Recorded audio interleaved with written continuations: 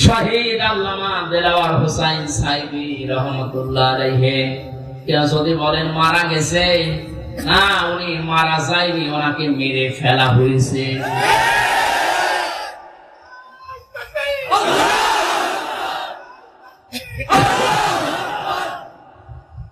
3টা বছরের ভেতরে আমার সাথে একদিন দেখা হয়েছিল জেলখানায়।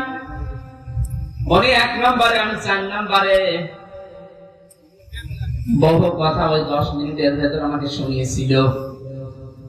সব চাইতে আশ্চর্য, যেদিন ওনাকে হাসপাতালে নিয়ে আসার জন্য সই নিয়েছে, ওই দিন ওনাকে ধোঁকা দিয়ে বোকা বানিয়েছে জেলার আর সুপার, এখন যারা স্বীকার করছে। ওনাকে এটা জানিয়েছে যে আপনি মুক্ত হয়ে যাবেন।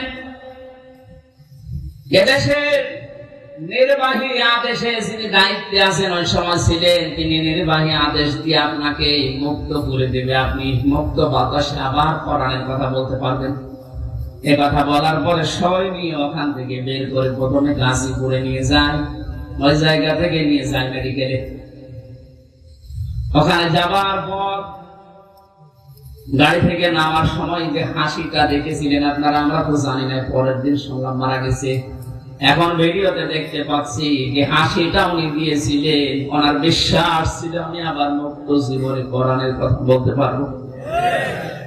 ষড়যন্ত্র করে উপরের নির্দেশে, বিশেষ করে ডাক্তার নামে কলঙ্ক। আল্লাহর পরে মানুষ যদি কাউকে বিশ্বাস করে থাকে সেটার নাম ডাক্তার। আর এই কোরআনদার ডাক্তার মোস্তফা জামান, এখন আরো 2 জন আছে, যারা ভেতরে নিয়ে ইনজেকশন পুশ করে লোকটাকে দুনিয়া থেকে শহীদ করে দিল। অনেক যদি অসুস্থ হবে, আপনি বাস্তবতা টের পান না। কোন মানুষকে ওইভাবে অসুস্থ অবস্থায় হাসতে কোনদিন আপনি দেখেছেন? সুতরাং আমি মারা গিয়েছে কখনো না, আমি বিশ্বাসও করি না, কোনদিন বলিও না।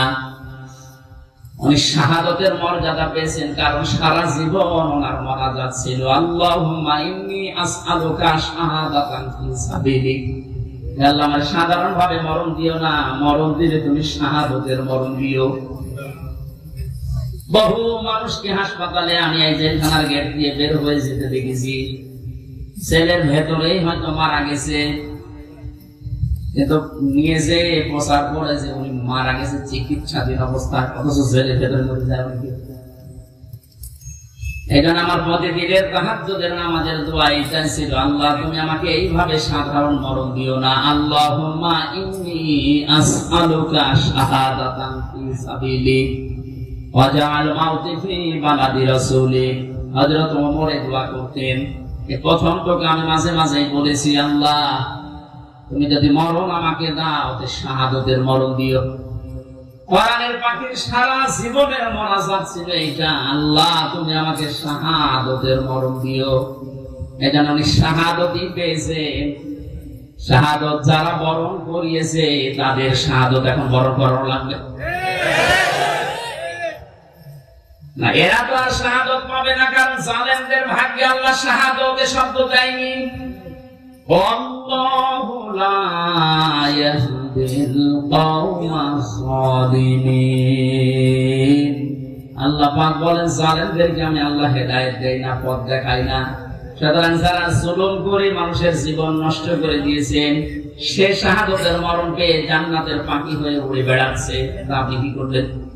আপনি তো হেদায়েত থেকে চিরবঞ্চিত হয়ে গেলেন। যার ইশারায় যা করেছিলেন এখন তো সব উলটপালট হয়ে যাচ্ছে।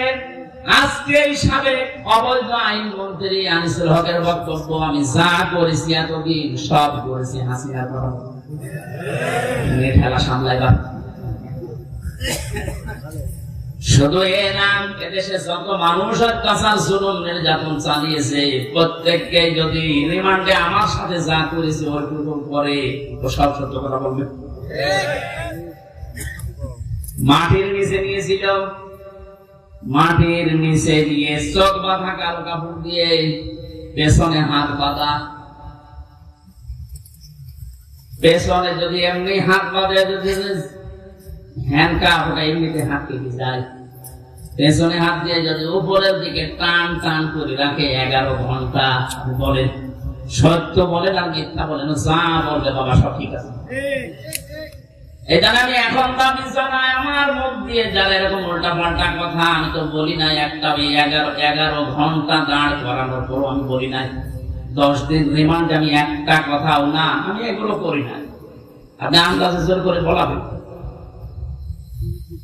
যে অবস্থায় আমাকে নিয়েছিল, আমার তো এখন মনে হচ্ছে ওই মানুষগুলোকে কাউন্টার টেররিজমে যে 4 সন্তানগুলো ছিল, আলেমদেরকে যারা সবচেয়ে বেশি কষ্ট দিয়েছে, এই মনিরুল, এই হারুন, আসাদুজ্জামান, আব্দুল মান্নান, আতিকুর রহমান, নাম ধরে বলছে এগুলো মানুষ নামে কলঙ্ক। আমি না দেখলে বিশ্বাস করতাম না। 10টা দিন গেছে আমার 10 বছরের মতো, ঘুম তো নেই, আন্দাজে কষ্টটি কেন দিলেন নিজেরাই মাঝে মাঝে বলা করতে, হুজুর কিছু জানি না, আমরাও জানি। টিপ্পনি কাটতো, একে অন্যের সাথে হাসি তামাশা করতো, আমার নামাজ পর্যন্ত পড়তেই দেয়, জোহর আসর মাগরিব আমি সারাক্ষণ, কারণ জানি না এখন দিন না রাত। এখনো পর্যন্ত জালেমদের পক্ষে যারা সাফাই গাছে আমাদের কি দোষ আপনি কাটাচ্ছেন না। কোন দোষ যদি দেশের জালেমদের না থাকে, শুধুমাত্র আয়না ঘরের বিচার করলো আপনার ফাঁসি হবে। জানেন আয়না ঘর কি? ব্যারিস্টার আজমি, ব্যারিস্টার আরমান, আমান আজমি, আপনি কি জবাব দেবেন তার মা বাবার কাছে, তার স্ত্রীর কাছে, তার ছোট ছোট বাচ্চাদের কাছে কি জবাব দেবেন বলতে পারেন? পারবেন না। এরপরও আপনি মাইকে, এরপরও লাইভ করছেন যে আমার কি অপরাধ, আমি দেশ ত্যাগ করলাম, আমি তো এখনো খুঁজে পাই না। খুঁজে পাচ্ছেন না।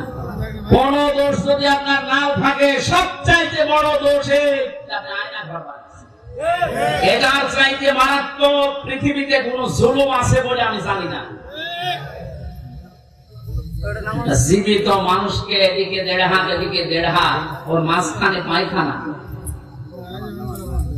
আমি যেখানে থাকতাম এর মাথার কাছে পায়খানা, এতটুকু জায়গায় 24 ঘন্টা।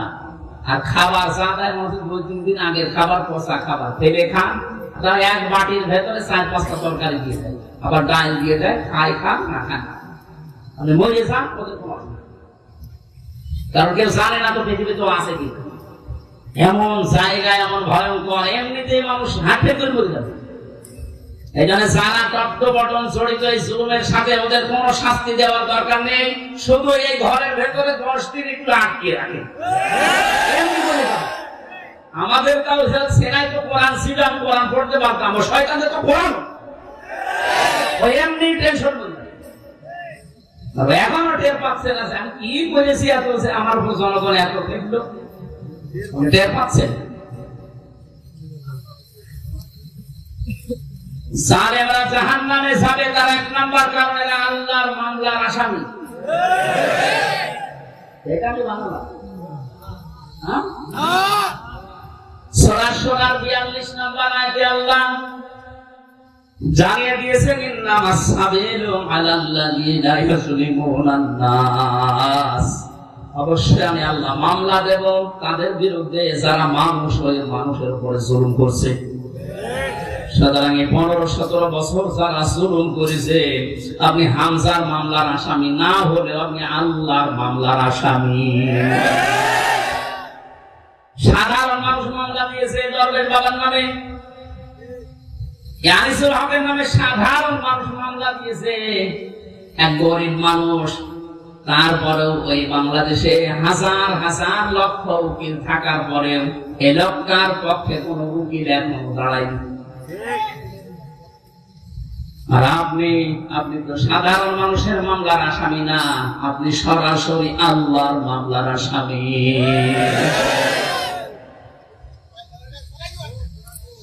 এটা আমাদের সাবধান হওয়া দরকার, এখান থেকে শিক্ষা নিতে হবে, আমরা যেন আবার আল্লাহর মামলার আসামি হয়ে না যাই। এদের জন্য হেদায়েত কামনা করলে হেদায়েত হবে না, কারণ কোরআন নিষেধ করেছে, আল্লাহু লা ইয়াহদিল কওমাজ যালিমিন। ইয়াহদি এটা মুজারে, বর্তমান ভবিষ্যৎ, প্রেজেন্ট ফিউচার। জালেমদেরকে আল্লাহ হেদায়েত দিচ্ছে না, দেবেও না। এখন যদি আল্লাহ জালেমদের হেদায়েত দেয় তাহলে কোরআন শরীফ মিথ্যা হয়ে যাবে না? এটা তো কপাল খারাপ। এর সাথে যারা জড়িত ছিল তাদের কপাল খারাপ।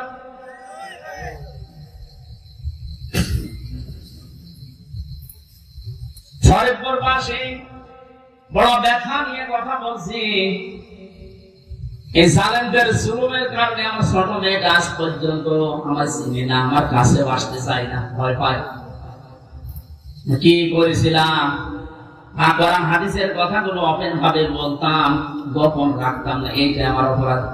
এতটুকুর জন্য আপনি 3টা বছর নষ্ট করবেন আর এত কষ্ট আমার দেবেন?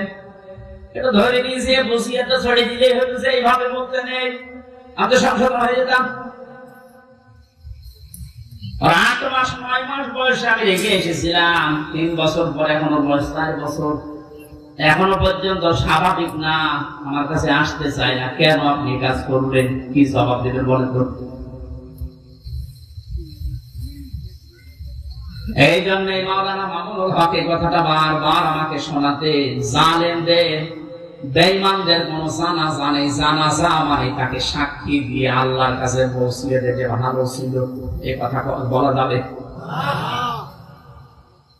এই জন্য আমরা সাবধান হচ্ছি, আপনাদেরকেও সাবধান করছি। এখন জুলুমের পক্ষে যদি আপনি স্ট্যাটাস দিয়ে যান, জুলুমের পক্ষে ছাপাই যান, আপনিও জানেন, আপনিও চিহ্নিত। আপনি মারা গেলে আপনার জানাজা পড়া, কবরে দেওয়া জায়েজ নেই। আপনি এমনিতেও জাহান্নামে যাবেন, অমনিও জাহান্নামে যাবেন। জালেমের জন্য জান্নাত হারাম। কথা বলছেন না? জালেমের জন্য জান্নাত হারাম। আর জালেম হচ্ছে আল্লাহর মামলার আসামি।